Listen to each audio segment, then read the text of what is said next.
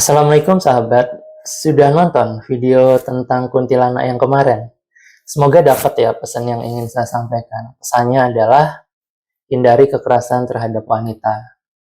Kemudian, kali ini saya akan menceritakan tentang Piala Dunia kaum LGBTQ dan sejarahnya. Tapi mohon disimak disclaimer yang sudah saya letakkan di awal video ini. Kemudian, apa motivasi saya untuk menceritakan tentang LGBTQ khususnya? Tidak lain hanya untuk memberi gambaran secara utuh. Saya tidak mengejudge di sini. Kemudian saya harap ketika sudah menonton video ini timbul rasa respect, mawas diri, tidak menghakimi, dan tidak melakukan kekerasan atas nama apapun. Kemudian saya juga mempunyai sebuah keyakinan bahwasanya untuk menebarkan kebaikan itu harus dengan cara merangkul, tidak memukul. Karena alasan durasi, maka banyak hal sebenarnya yang tidak bisa saya sampaikan seluruhnya, tapi hanya hal-hal yang menurut saya bisa saya soroti. Jadi alasannya sekali lagi durasi ya sahabat semua. Yuk kita mulai ceritanya.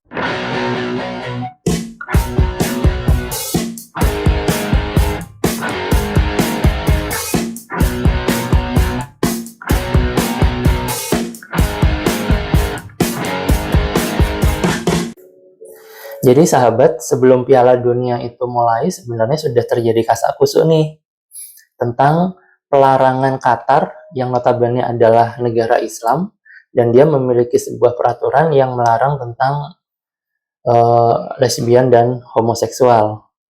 Jadi sudah mulai terjadi pro kontra di sana. Sementara kita selalu tahu bahwasanya kaum LGBTQ itu selalu memanfaatkan momen-momen internasional untuk mengkampanyekan atau menyuarakan keberadaan mereka, yaitu apa? Dengan menebarkan berbagai macam atribut ya, dari bendera, baju, topi, dan lain sebagainya, terutama bendera pelangi kalau yang kita tahu. Nah, kemudian setelah Piala Dunia ini mulai, ada pernyataan dari Kepala Keamanan Piala Dunia yaitu Abdullah Al-Nasari, bahwa beliau menegaskan Qatar melarang kampanye LGBTQ. Bahkan ada pernyataannya dia atau statementnya dia, jika Anda ingin mengungkapkan pandangan Anda tentang LGBTQ, silahkan dilakukan di masyarakat yang bisa menerima itu, tapi tidak dengan masyarakat kami. Namun beberapa negara Eropa kepingin mengkampanyekan tentang LGBTQ. Salah satunya yaitu dengan menggunakan ban Kapten One Love. Ya, ban Kapten One Love ini ada logo bendera pelanginya itu, makanya Qatar tidak setuju. Akhirnya FIFA mencoba mendesain, namun dinilai tidak mencerminkan keberagaman.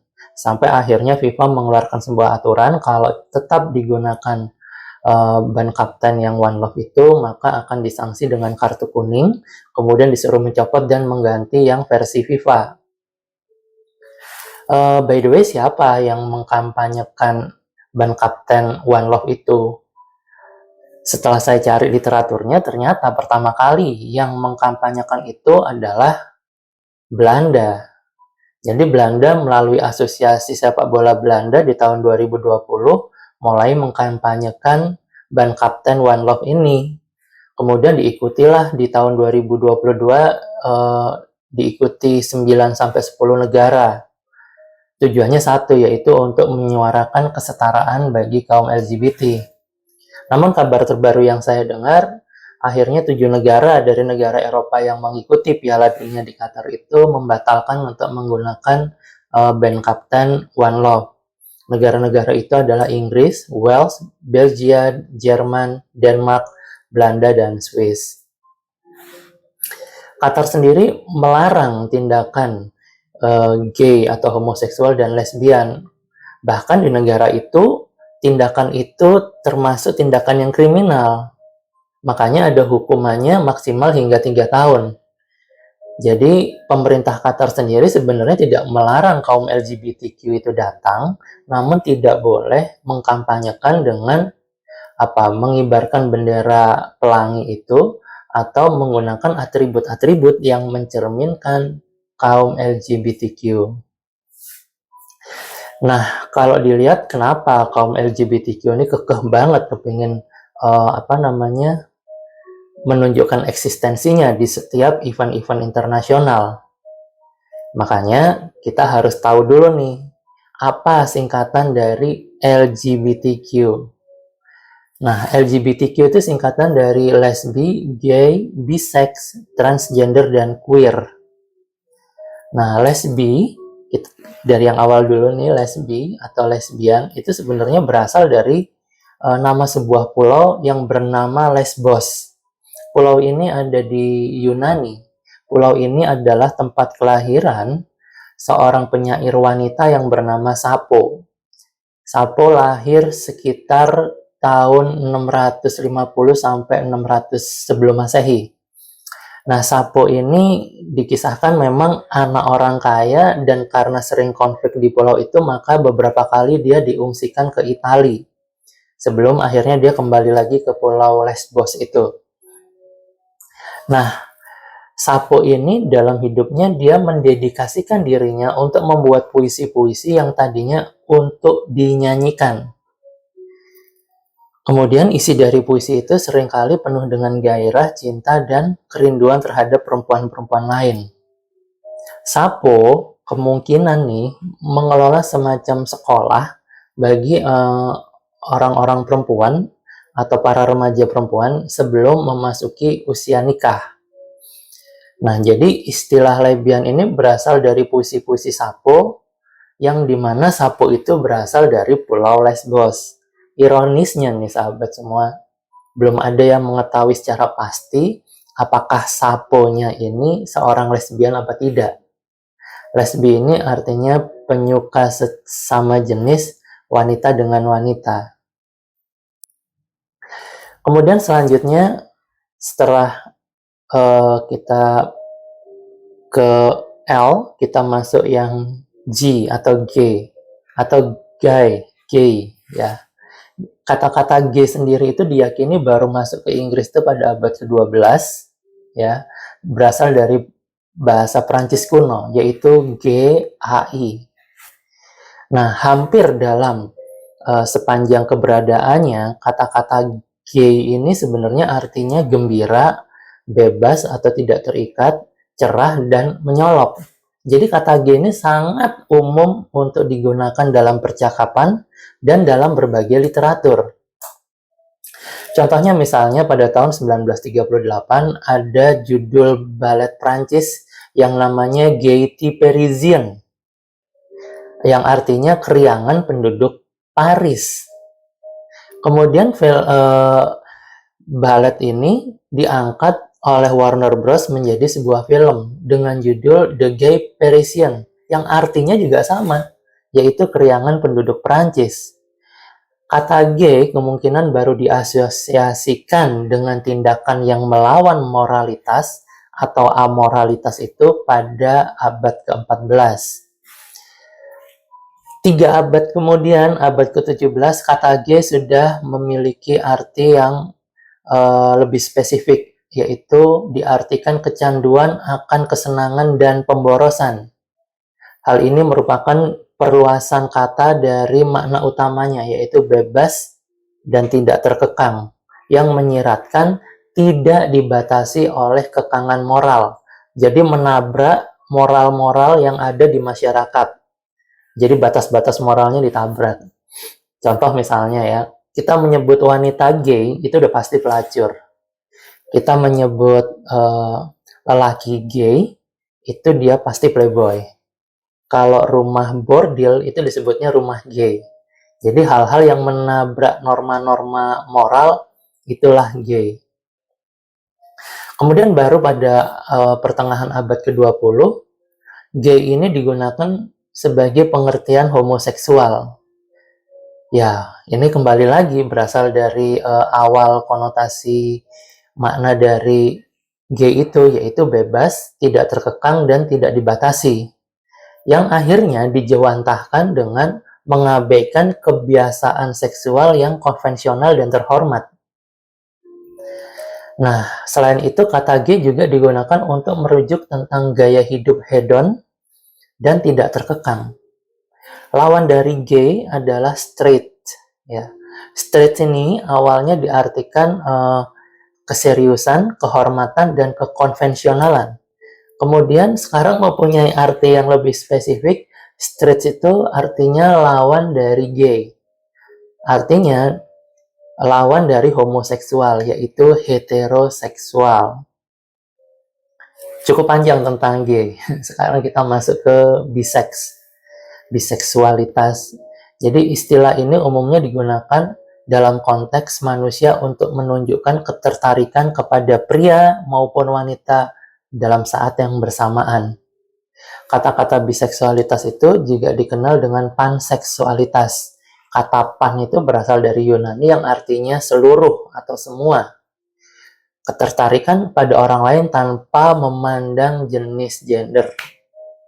Itu biseksualitas ya. Kemudian kita masuk ke T. T-nya itu adalah transgender. Ya, transgender itu artinya orang-orang yang merasa terlahir sebagai wanita tapi berjenis kelamin laki-laki, atau sebaliknya merasa laki-laki tapi kok jenis kelaminnya wanita. Nah, orang-orang ini juga disebut transseksual kalau mereka meminta bantuan medis untuk merubah jenis kelaminnya. Kemudian kita masuk ke queer. Nah, queer ini sebenarnya lahir dari penyimpangan orientasi seksual.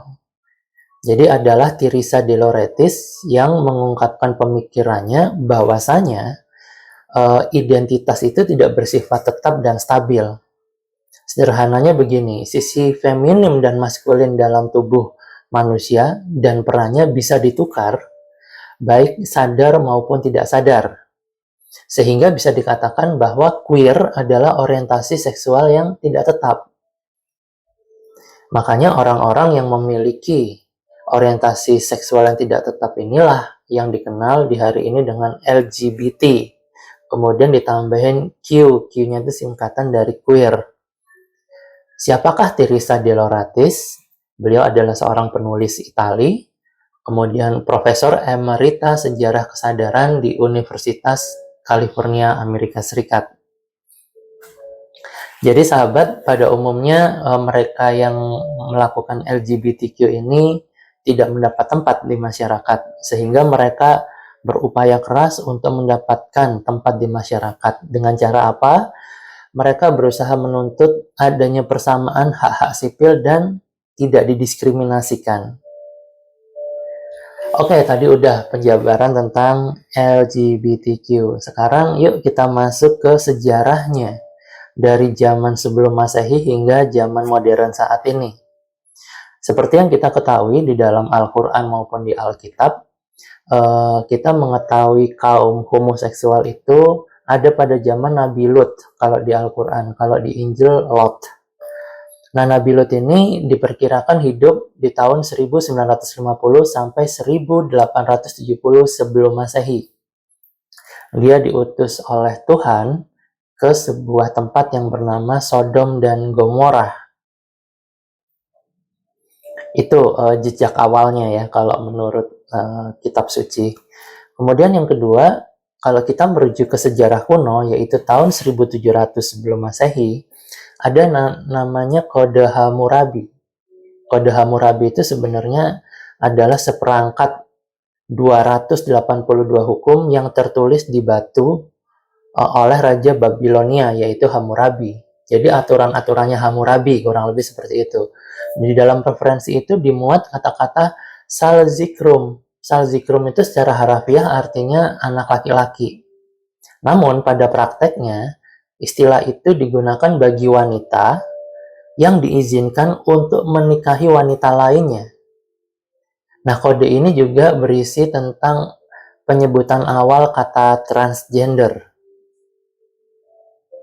Kemudian kita masuk ke zaman Yunani kuno, yaitu pada tahun 427 sampai 386. Hampir tidak ada literatur yang menyebutkan tentang lesbian di zaman ini. Namun yang dibahas secara singkat adalah tentang hubungan heteroseksual dan homoseksual laki-laki.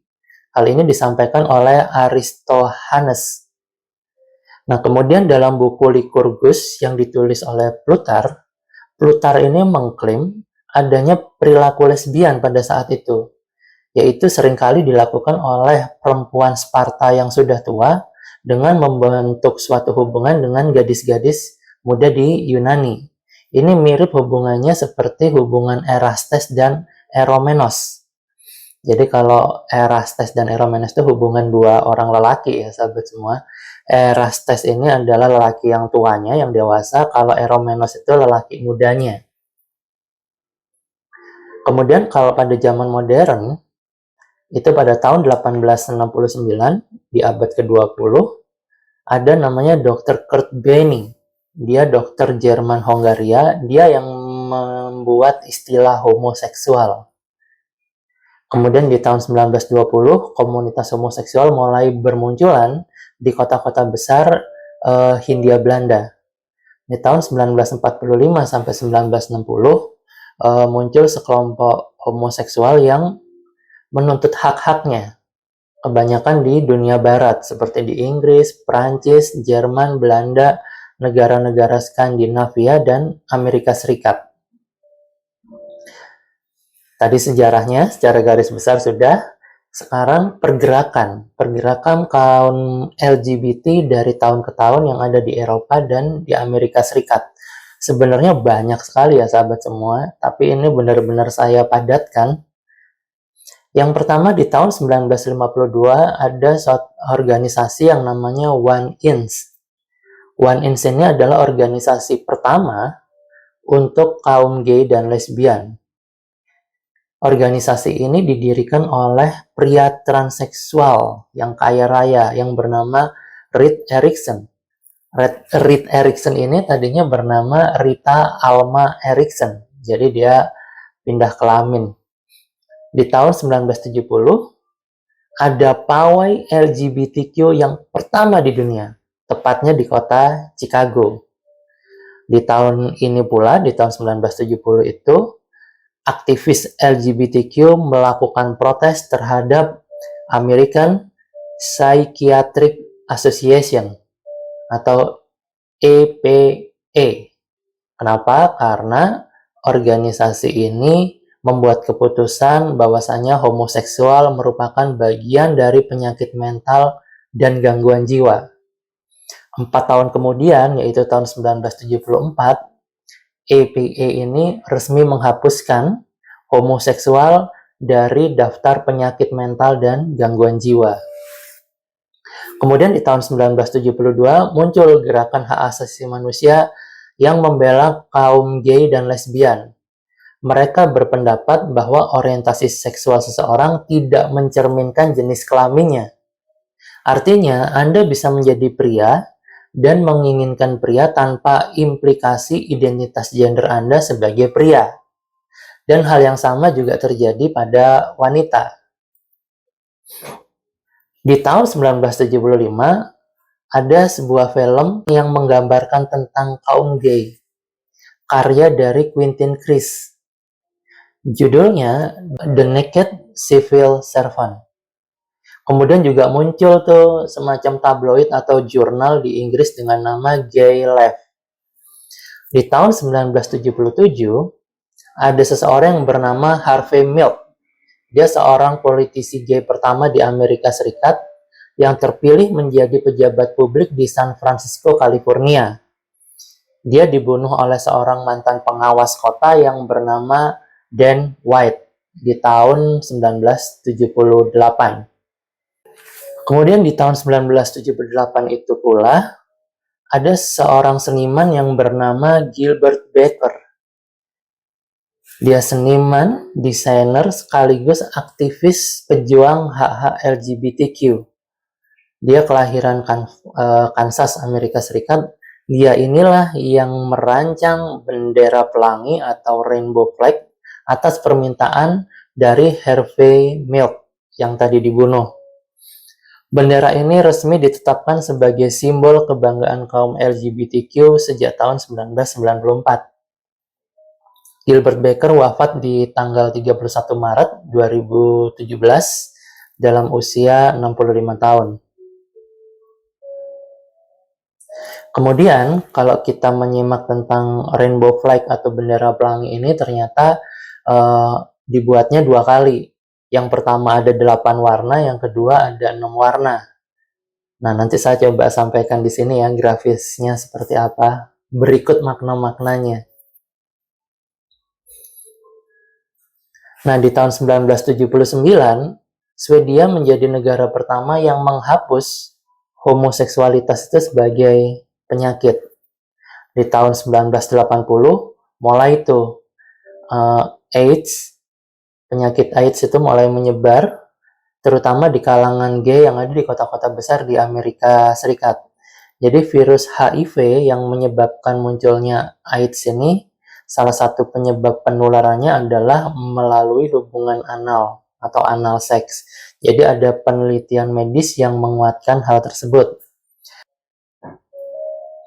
17 Mei 1980, WHO menghapus list kaum homoseksual dari International Classification Disease atau klasifikasi penyakit internasional. Itu tadi sejarah tentang LGBTQ yang ada di Amerika, Inggris, dan negara di Eropa. Sekarang kita ngintip yuk, sejarah LGBTQ di Indonesia ini sudah ada sejak kapan?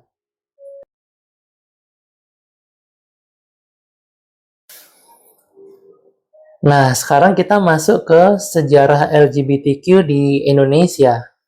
Ada yang meyakini sudah ada sejak tahun 1920, namun sebagian orang juga meyakini baru ada di tahun 1960-an. Kemudian dia berkembang ke tahun 80, 90 hingga meledak di tahun 2000. Kalau dulu kita mengenal istilah sentul dan kantil, sekarang ada istilah baci dan fem. Sama aja, jadi sentul sama baci itu adalah sosok laki-laki bagi kalangan lesbian, sedangkan kantil atau fem itu adalah versi perempuannya dari kalangan lesbian. Tapi yang menarik sahabat semua, sahabat tahu nggak kalau di Makassar atau suku Bugis pada umumnya mengenal gender itu bukan cuma 2, tapi 5. Hal itu tertuang di dalam kitab mereka yaitu Lagaligo. Lagaligo adalah kitab kuno berbentuk puisi tentang mitos penciptaan dan peradaban suku Bugis. Apakah 5 gender itu? Yang pertama disebutnya Orowane. Orowane itu artinya laki-laki. Kemudian ada Makunrai. Makunrai itu perempuan. Kemudian ada Calalai, Calabai, dan Bisu. Nah, ini yang menarik. Calalai ini adalah merupakan laki-laki tapi berdandan seperti wanita. Sedangkan Calabai adalah perempuan yang berdandan seperti laki-laki. Kemudian kalau bisu, bisu ini bisa dari kalangan calalai atau calabai. Tapi bisu ini memiliki kelebihan yang khusus karena diyakini bisu ini mampu berdialog dengan alam dan Tuhan. Seru kan? Nah, sekarang dari suku Bugis kita coba melihat potret budaya yang ada di Jawa Timur. Di Jawa Timur, khususnya di Ponorogo, itu ada tradisi namanya reog. Kalau kita nonton reog, pasti ada namanya warok.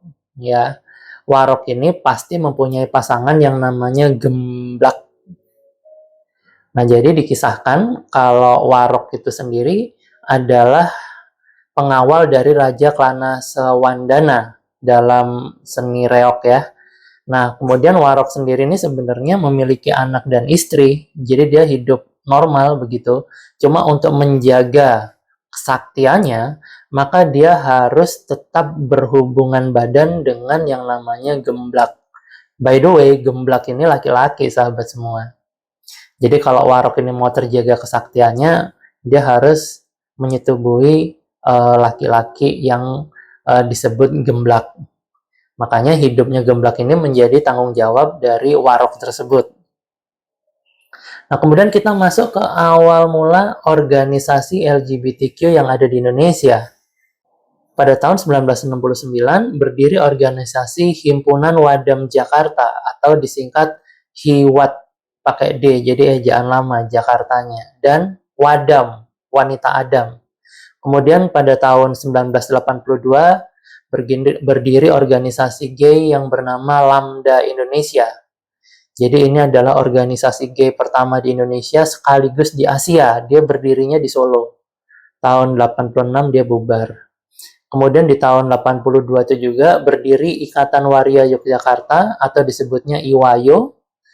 Kemudian di tahun 1985 ada Persaudaraan Gay Yogyakarta disingkat PGY yang kemudian berganti nama menjadi Indonesian Gay Society atau IGS di tahun 1988.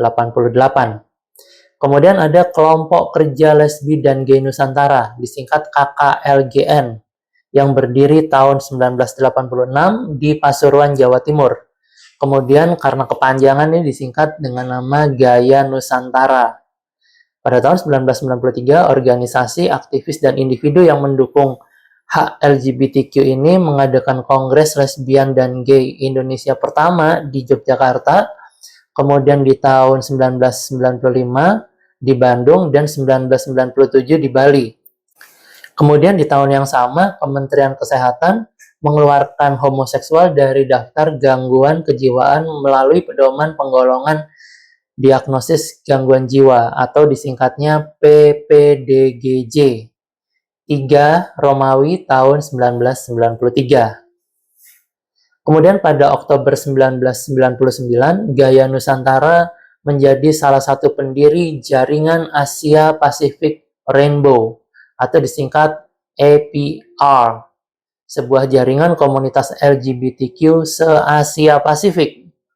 Tahun 2006 di bulan November terjadi pertemuan antara Komisi Ahli Hukum Internasional, organisasi HAM, dan ahli-ahli HAM di seluruh dunia di Yogyakarta.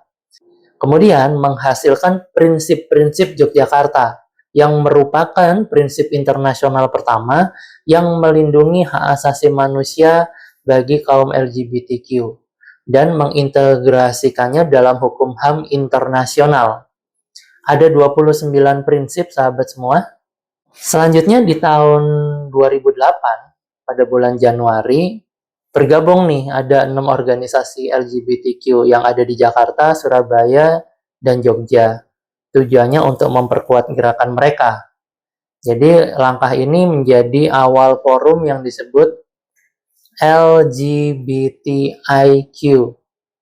Lesbian, Gay, Bisexual, Transgender, Intersex, dan Queer Indonesia. Tahun 2011 ada komunitas baru yang bernama HIMAK.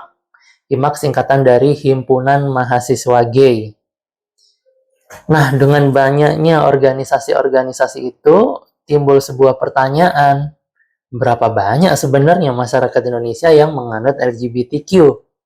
Dalam catatan UNDP atau United Nations Development Program, di tahun 2013 ada 119 organisasi LGBTQ di Indonesia tersebar di seluruh provinsi. Kemudian di tahun 2015, organisasi LGBTQ bertambah sekitar 200 organisasi di bawah jaringan GWL-INA atau Jaringan Gaya Warna Lentera Indonesia. Ini merupakan organisasi jaringan gay dan waria yang bertujuan untuk melakukan pelayanan terhadap penanggulangan HIV dan PMS, penyakit menular seksual. Menurut survei CIA atau Central Intelligence Agency, Indonesia merupakan negara dengan jumlah populasi penganut LGBTQ 5 terbesar di dunia setelah Tiongkok, India, Eropa, dan Amerika. Kemudian tercatat dalam media sosial di Facebook saja itu ada 6 juta pengguna Facebook yang termasuk penganut LGBTQ. Kemudian beberapa lembaga survei mensurvei bahwa sekitar 3% dari penduduk Indonesia penganut LGBTQ. Kalau penduduk Indonesia 250 juta, 3%-nya itu sekitar 7,5 juta adalah penganut LGBTQ. Saya juga mencatat ada 5 provinsi yang paling banyak jumlah LGBTQ-nya. Ini yang tercatat secara resmi ya sahabat semua. Yang pertama Jawa Barat, itu ada 302.000 orang. Kemudian Jawa Timur 300.000, Jawa Tengah 218.000, DKI Jakarta 43.000, dan yang terakhir Sumatera Barat 18.000. Itu tadi cerita saya tentang Piala Dunia kaum LGBTQ dan sejarahnya. Nah, terus bagaimana pendapat saya? Pendapat saya adalah perlunya kerjasama dari semua pihak untuk bisa mewadahi kaum LGBTQ ini. Jadi biar bisa mendapatkan bimbingan dan konsultasi. Kemudian adanya interaksi dari mantan penganut LGBTQ dengan kaum LGBTQ sehingga diharapkan dapat menimbulkan kesadaran. Tapi di sisi lain, sahabat, perlu juga edukasi bagi masyarakat Indonesia agar tidak melakukan tindakan kekerasan terhadap kaum LGBTQ. Karena saya meyakini segala bentuk kekerasan itu tidak akan pernah menyelesaikan masalah. Nah, setelah ini saya akan menampilkan literatur apa yang saya gunakan untuk menceritakan tentang Piala Dunia dan LGBTQ ini. Kemudian silahkan sahabat, kalau ada berbeda pendapat bisa tulis di kolom komentar. Kemudian kalau suka mohon di-share ke teman-teman yang lain. Kemudian jangan lupa subscribe agar channel ini bisa berlangsung terus-menerus. Dan yang terpenting adalah semoga ada manfaat yang diambil dari video ini. Saya, Wiwit, nantinya akan menyampaikan tentang wayang, Sunan, dan Islam di Indonesia. Saya rasa itu dulu sahabat untuk hari ini. Saya Wiwit pamit. Wassalamualaikum warahmatullahi wabarakatuh.